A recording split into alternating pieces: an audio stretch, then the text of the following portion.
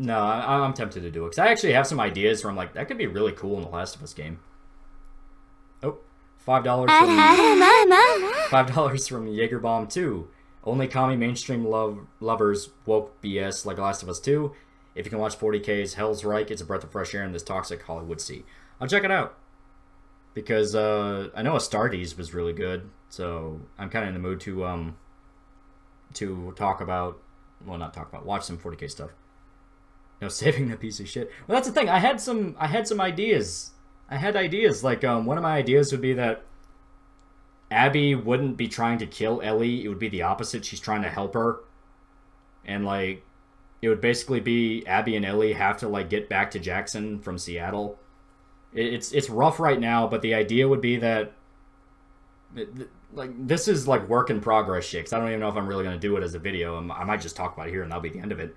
But the idea would be that Joel and Ellie do not hate each other. There is no, you lied to me, you motherfucker shit, like what you get in the game. Instead, it's playing off the idea that Ellie knew. She very much knew.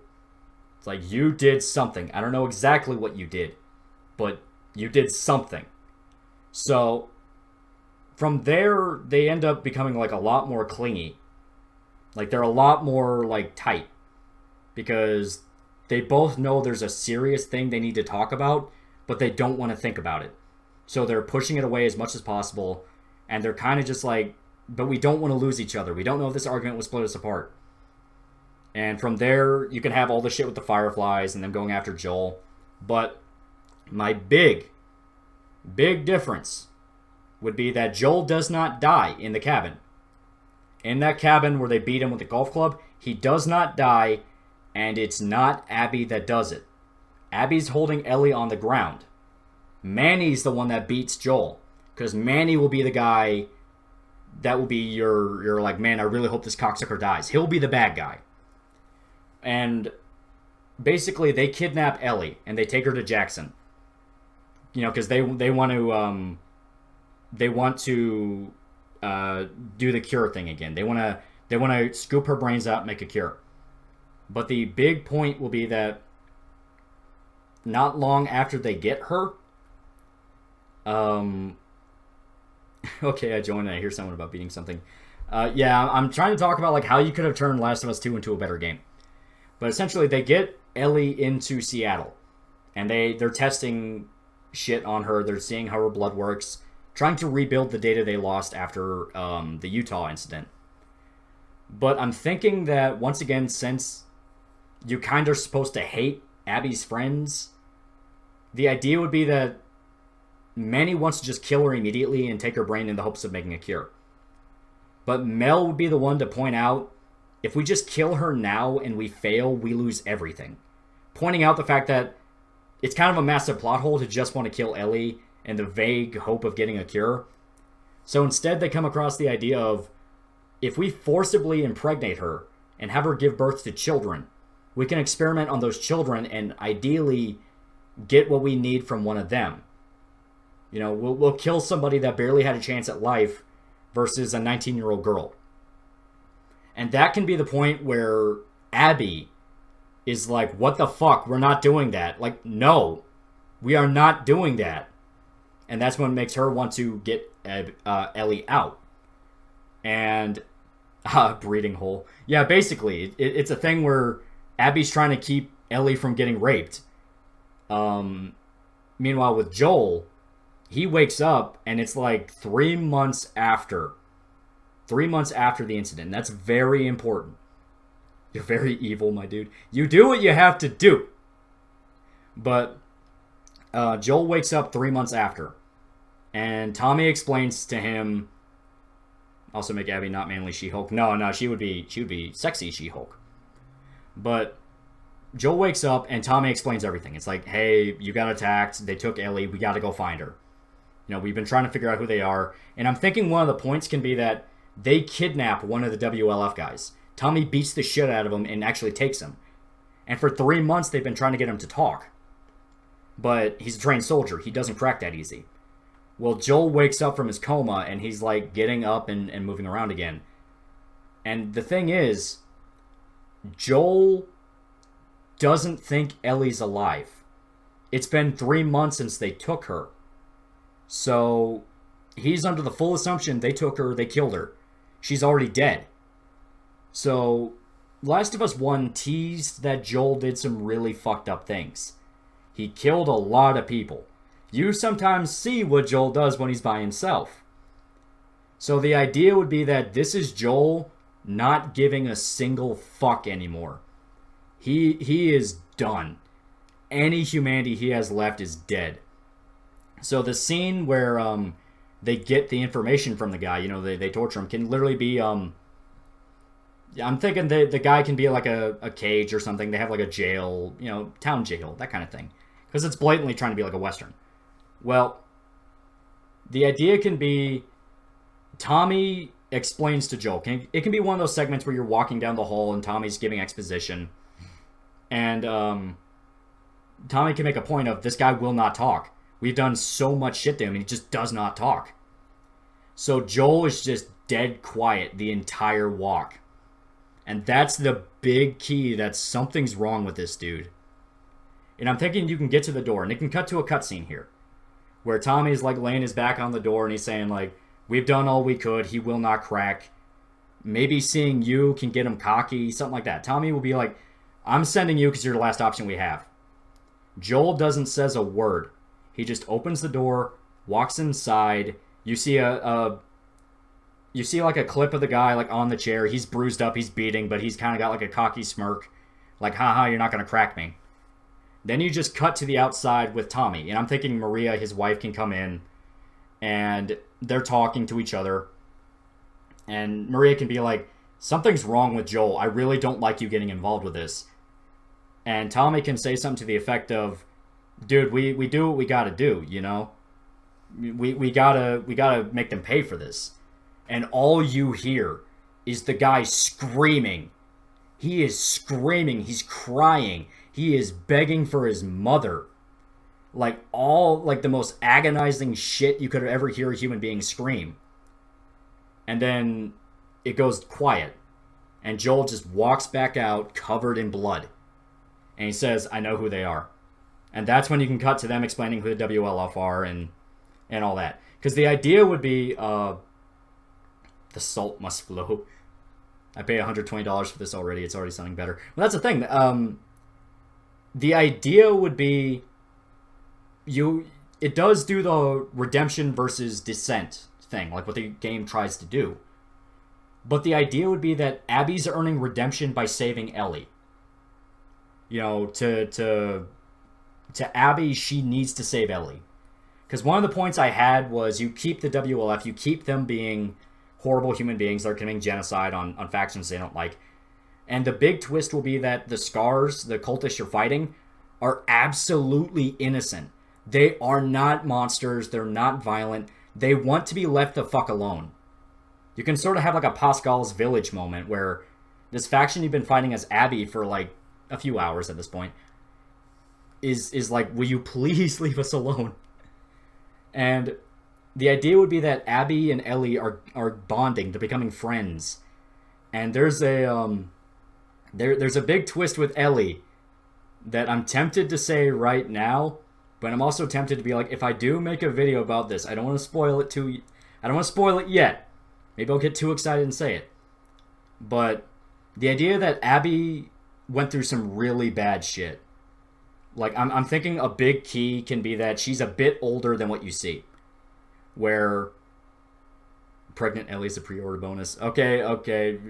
You're really gonna make me explain it. But the idea is that Abby's older than what you see. She's about late 20s compared to teenager like you see in the game. And her and Owen were not just boyfriend and girlfriend. They were outright husband and wife. They got married. And the thing is that their relationship split apart because they had a kid. Like, Abby was pregnant, but she had a miscarriage. They just couldn't keep it. And because of that, they just split apart. They're not bitter towards each other. It's just one of those things where they're both like, we can't be together. So Abby's kind of seeing Ellie as like a surrogate daughter, or at least someone in the same position as her.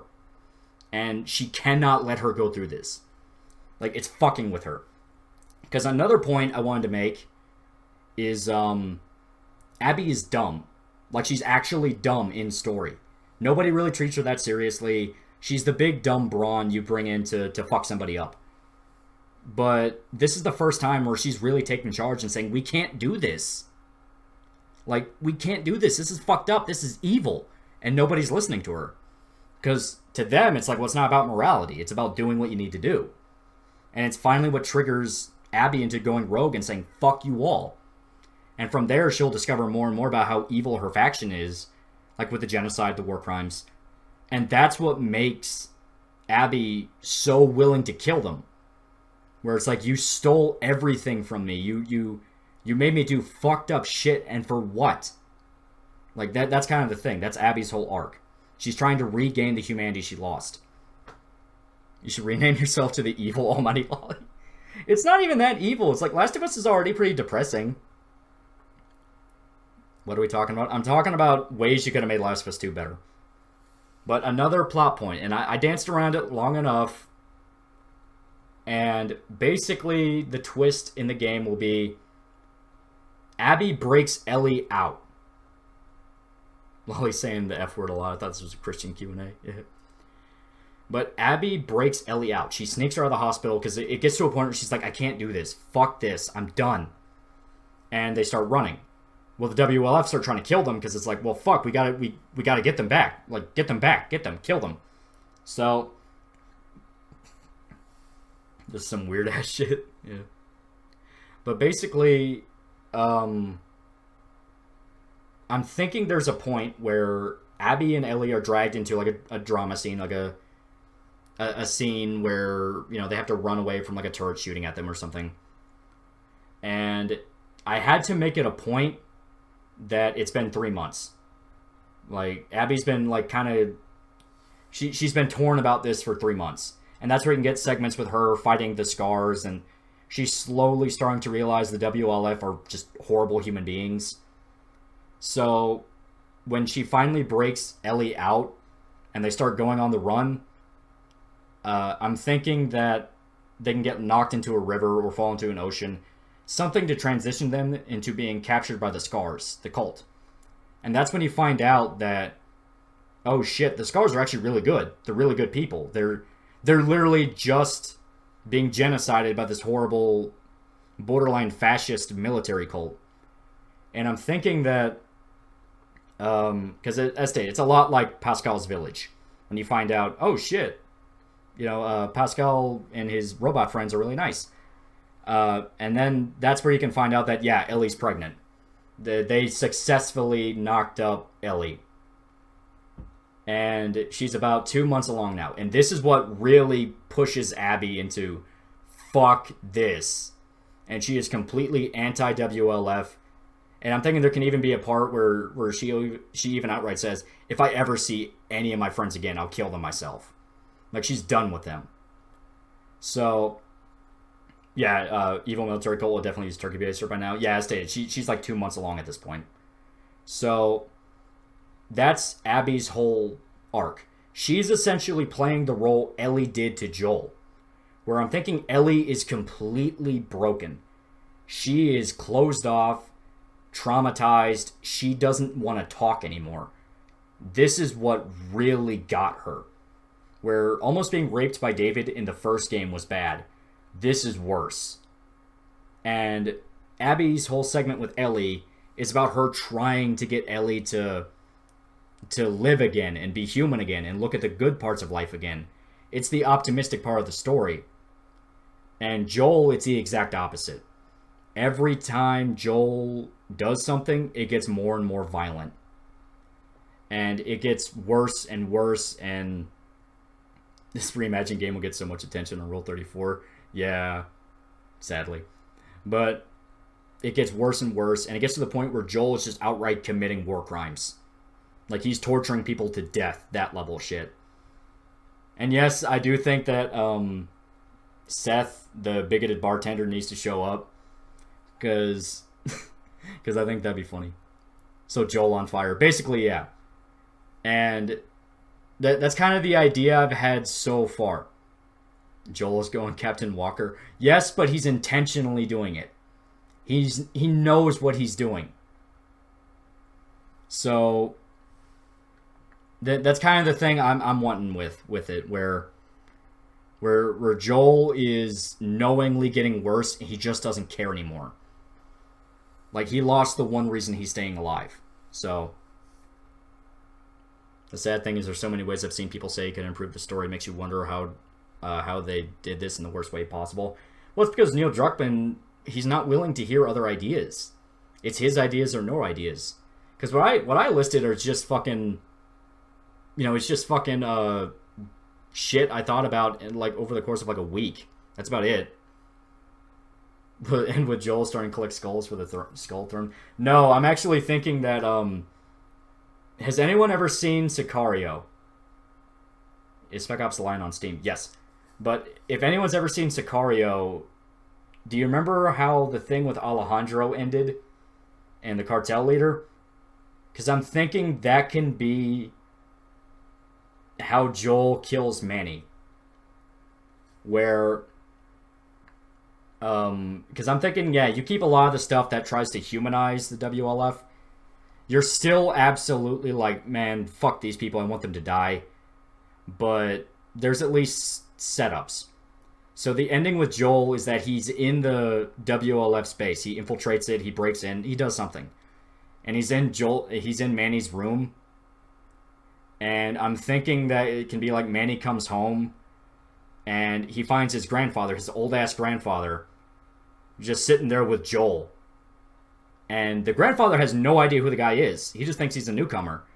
And Manny is just like a fucking statue. He's looking at the guy and his eyes are like bug wide. Because he knows he fucked up.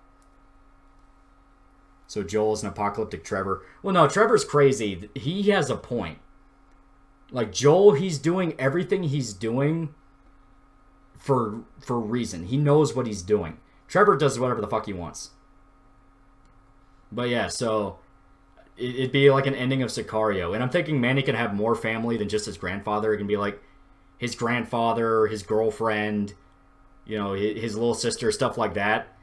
And they're all sitting at the dinner table with Joel. And Joel's just staring at Manny.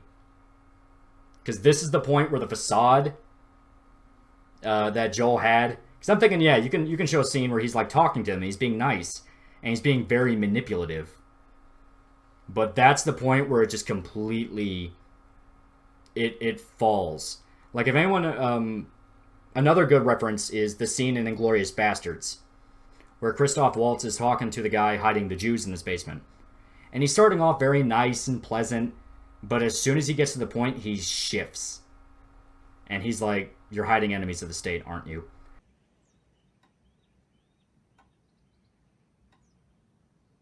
You're sheltering enemies of the state, are you not?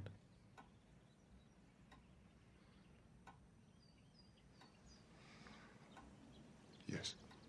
And that's the mode Joel goes. He goes from nice, and I'm even thinking he can have like his little sister on his lap, like playing with Manny's little sister. And that's right when Manny walks in and Joel just goes stone-faced. And he is just staring daggers at this man. So from there you can guess what happens. Yeah, I have a lot of ideas for how I'd want this to go. So how scarred up is Joel going to be? He definitely would need to get pretty beaten up. Because that's it. He's supposed to look worse and worse as it goes on because he's becoming more of a monster. It's, symbolic visually. Irredeemable word.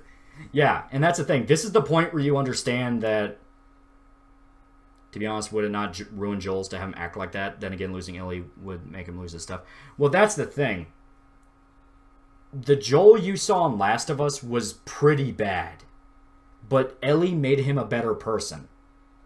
He made him, human again. Ellie saved him. This is a Joel convinced that she was gone. That they took her away from him. So he is right back where he started and worse. Not only did he lose his daughter, he lost another one. So I'm thinking this would be the point where you understand, like, because Last of Us 2 was so desperate to say that Joel was a bad guy. It's like, oh, Joel was a bad guy because we did at the hospital. If we're going to go with Joel becomes a villain, you are going to see Joel become a villain. I'm thinking all the scenes where Ellie's picking off the WLF in Last of Us 2, that's going to be what Joel does, and it's way more nasty. Well, the R-rated ideas proposed can not only work, but work well so long as they aren't there for shock. Well, no, because as stated, the thing with Ellie being raped, it's not just going to be there because, you know, people have a rape fetish. It's there because you're seeing Ellie, the optimistic, hopeful girl from the first game, the one that saved Joel, finally broken down and about ready to accept that the world is nasty and awful. And Abby, who's been living in that nasty, awful world and kind of just grew to accept it, is finally starting to understand that we can't act like this. There needs to be hope. There has to be something. So, and I say that's the whole thing with Abby being pregnant and losing her kid, where she feels that connection to Ellie, where there's really fucked up shit out there in this world. There's horrible fucking people out there doing terrible things. But there needs to be good people to balance it out. There has to be something. Thoughts on Metro? I really like Metro. I really like the books. I really like the games. I really hope the movie comes out and it's really good. Thing is, it wasn't her DNA. The fungus in her brain's the one that mutated. Yeah, and I'm thinking that can be like sort of a twist. Where, because I'm thinking, you know how the Last of Us game had everything as like seasons. It was like fall, summer, winter, that kind of thing. I'm thinking they can do something similar, but it's like spans of like 3 months. You know, because I say it's like each trimester. So it's like 3 months, then 6 months, then 9 months. Because the ending of the game is that Ellie has her kid. And I'm still keeping that Joel dies. Because that just makes sense to me. So yeah, Joel dies and Ellie ends up moving on to have to take over. But the idea is that now Ellie's the one looking after a new generation. But the whole thing with Ellie is that in the beginning, like the first half, she is ultra on board with just killing it. It's like, I don't want this. I never wanted it. Kill the baby. I don't want it. And Abby's the one that has to like talk to her and be like, please don't. And it'd be sort of a, if anyone's ever seen Now and Then, Here and There, you know the moment with the really nice lady that's talking to the blonde girl. And the speech, she's like, the one line that always sticks out to me is, no child's ever born wanting to be hated by its mother. So that's kind of the vibe I want to go for, where it's like, Jesus Christ, something has to go right. But that to me is what Last of Us 2 could be. I freaking hated the Metro 2033 game. Sequels were good though. Yeah, 2033 is rough. It's really rough. It's a clunky ass Slavic shooter. But Last Light's really good, and Exodus is really good. But will Ellie's kid be named Charlie, and will it bite her finger? Oh God, I hope not. Hey Loli, what's up? Oh, we're doing good. We're doing good. We're talking about ways we could have fixed Last of Us 2. So Joel just goes around whacking people. Sort of, yeah. Obviously, there's more to it. Because I'm thinking that you can still have your posse. You can still have your posse of people that want to go. I like the idea of Tommy coming to help him. As stated, you would need to have Seth, just because I have an idea for like a character arc for Seth where, yeah, you get that scene where Seth's like a drunk and he's being a dick to Ellie and calling her a dyke. Because yeah, Ellie would still be a lesbian. I'm okay with that. Lesbian or bisexual at the very least. But make it very obvious that Seth is actually drunk. Like, actually drunk. Like, he's stumbling around, he's, like, red-faced, he's falling over himself. So when he comes out and says, I was drunk, I didn't mean it, you actually do believe it. And he feels like he has to, go with Joel to kind of, like, prove, I really did mean it, I really do care about her. So, but yeah, Joel's whole thing is he's getting like worse and worse and more violent to the point that the other people in his party are outright going, dude, you're going crazy. But yeah, the idea is that you have kind of you have the conflicting stories. Abby and Ellie are becoming a lot more hopeful. It's a lot more of an optimistic journey. That's where you get sort of that whimsy you saw in the first game. Joel, it's just getting worse. It's just getting worse. It's just getting worse. Out of curiosity, have you read the Akira manga? Oh yeah. Oh yeah. Hey Joel, what are you doing with that gun of yours? Yeah. But I even went so far as to like I came up with like new ways they could have added like gameplay stuff. Like one of the ideas I had was essentially it would be sort of an evolution of the fungus. How do we make a diverse cast without making it feel woke? Well, I didn't even really think about that. But basically, the idea of the fungus could be that I came up with this thing called hives. Hives are basically, if you noticed in certain parts of Last of Us, when you're going through the game, there would be mushrooms and fungus growing on the walls. And that would be where you have spore areas, where the spores are really thick and you have to wear a mask, otherwise they'll kill you. I'm thinking that a hive can be sort of an evolution of that, where the fungus has basically started turning into almost like the nest you see in like a xenomorph thing, where it's all over the walls and you can't even step without stepping in it. And it's all fungus and like mutated meat and stuff like that. And the idea would be that the spores are so thick in a hive that if you step into one, even if you're wearing a mask, it'll eat straight through it and you'll turn in like 10 seconds. Like you'll go from a human to an infected in less than 10 seconds. And on top of that, if you stay in it too long, it'll also start mutating the fungus at a rapid pace. So a human being can go from normal to a bloater in like a minute. And the idea would be that this is the apex evolution of the spores. You know, and it's sort of like what... I got the idea sort of like what the Rat King... Where the Rat King... It was an awesome concept. I'm not going to deny it. Rat King is fucking cool. But the idea is... you have the amalgamation of flesh and mold. So the idea with the hives is that this is the end result of the fungus. This is what it wanted from the beginning. And even Ellie can't make it through a hive. That sounds scary. Yeah, I even had an idea where you can see what happens to somebody when they get stuck in a hive.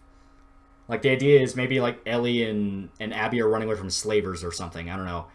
And they end up getting knocked into an area where a hive is, like, right there. And a guy falls into it. So they're watching as this guy's, like, screaming for help. His, like, mushroom plates are fucking, like, exploding out of his body. And, like, his fucking head explodes. And you just see a massive mushroom. And then he's a clicker. And he starts running at them. And you have to kill him. And that would be the idea. And the way you have to deal with the hive is you have to set it on fire. You have to burn it.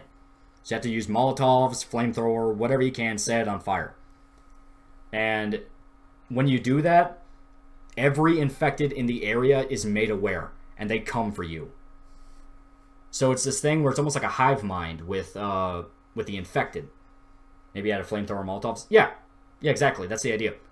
So you have these scenes where you have to, like, burn away the hive while also fighting off the infected.